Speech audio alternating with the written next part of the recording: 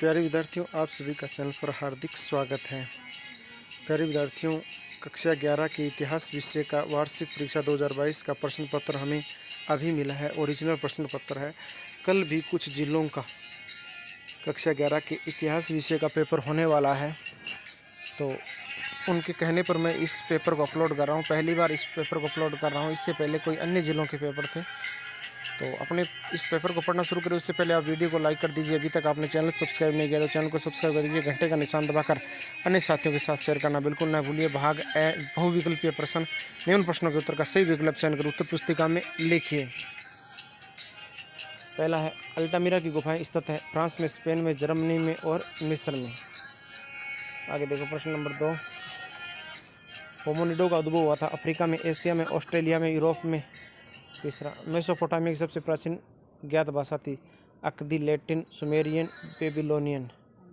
चौथा, उरुक किस श्रेणी का नगर था? शाही नगर, मंदिर नगर, सैनिक छावनी, व्यापारिक नगर। आगे देखो प्रश्न नंबर 5, 19 ईस्वी में पोम्पई नगर किस कारण नष्ट हुआ था? युद्ध, बाढ़, भूकंप, ज्वालामुखी विस्फोट। छठा, रोम का प्रथम सम्राट कौन था? जूलियस गिल्मेसिस ऑगस्ट कॉन्स्टेंटाइन। ये मुझे भी पता है, ऑगस्ट, क्योंकि पिछले पेपरों में आया था। सल्जुक तुर्कों की राजधानी थी मक्का, मदीना, निसापुर, काहिरा। लॉर्ड द्वारा नाइट को दिया गया भूमि का भाग क्या कहलाता था? ये रहा देखो, 50th मैनर या कैथेड्रल। नौवां देखो, फ्रांस के नगरों में बनने वाले बड़े चर्च कहलाते आबे, विशाल चर्च, कैथेड्रल, मैनर। 10वां, द प्रिंस के लेखक कौन थे? मार्क्स, मैकियावली, लूथर, फेदेल। पावरलूम का आविष्कारक जॉन के आर्गरी, डर्बी या कार्टराइट। आगे देखिए प्रश्न नंबर 12, इंग्लैंड में 1788 ईस्वी में से 1796 ईस्वी की अवधि को किस नाम से जाना जाता? नेहरून्माद के नाम से जाना जाता। आगे देखिए प्रश्न नंबर 2,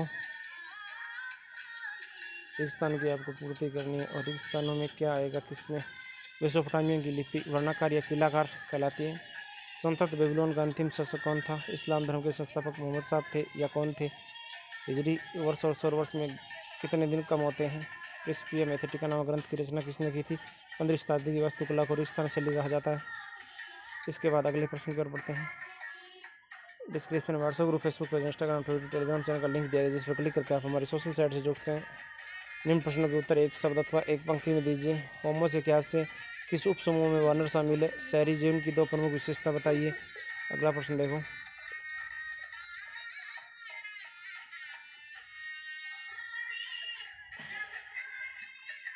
इसके बाद अगला प्रश्न, तीसरे के बाद अगला प्रश्न होगा आपका चौथा, रोम में लेखन कार्य में किस वृक्ष का प्रयोग किया जाता था?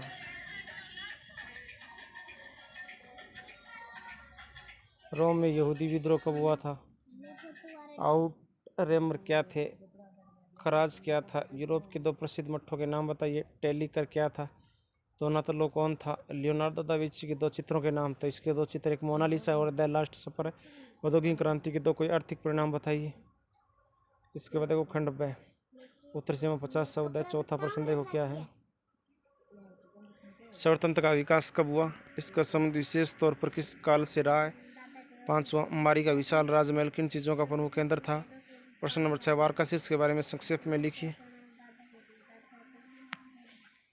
उरुक नगर की एक महिला जिसका चित्रण संगमरमर से बनाया था वो वारका शीर्ष है। रोमन गणतंत्र से आप क्या समझते हैं? 7वां प्रश्न। 8वां, काबा की 2 विशेषता बताइए। 9वां, खलीफा के 2 प्रमुख उद्देश्य बताइए। 10वां, ईश्वरीय शांति आंदोलन क्या था?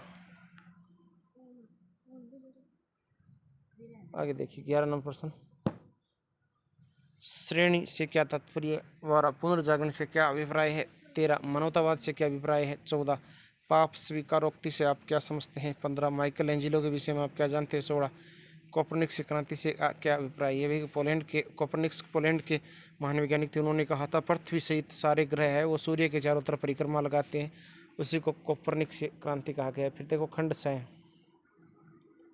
बड़े प्रश्न है। खंड स में उत्तर सीमा लगभग 100 शब्द है। मेसोपोटामिया में किन वस्तुओं का आयात निर्यात किया जाता था? अब आगे बढ़ते हैं प्रश्न नंबर 18 की तरफ। ये 17 का अथवा जेमरिलिम के मारी स्थित राजमहल को का वर्णन कीजिए। 18वां किलाकार लिपि के विषय में आप क्या जानते हैं, अथवा विषय को मेसोपोटामिया की सभ्यता की क्या देन है। 19वां उमैयदों के किन राजनीतिक उपायों में उम्मा के भीतर का नेतृत्व सुदृढ़ हुआ। अब्द अल मलिक द्वारा सिक्कों में क्या सुधार किए गए। प्रश्न नंबर 20 देखो क्या है, फैक्ट्री पद्धति। प्रश्न नंबर 20, फैक्ट्री पद्धति की विशेषताओं का वर्णन कीजिए, अथवा फैक्ट्री पद्धति विशेषताओं का वर्णन कीजिए, अथवा औद्योगिक क्रांति का अर्थ स्पष्ट कीजिए। प्रश्न नंबर 21 देखो क्या है,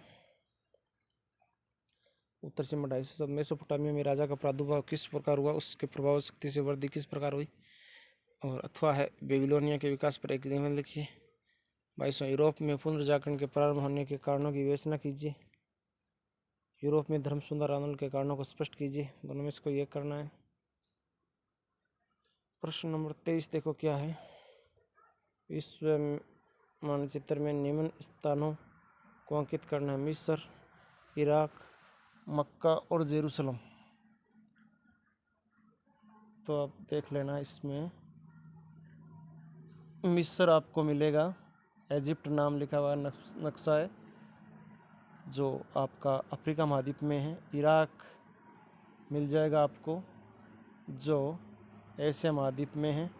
और मक्का कहाँ है, सीरिया और सीरिया के पास मिलेगा आपको, सीरिया और यमन के बीच में। यरूशलेम ये मिल जाएगा आपको, आप जाओगे इजराइल में, वहाँ मिल जाएगा।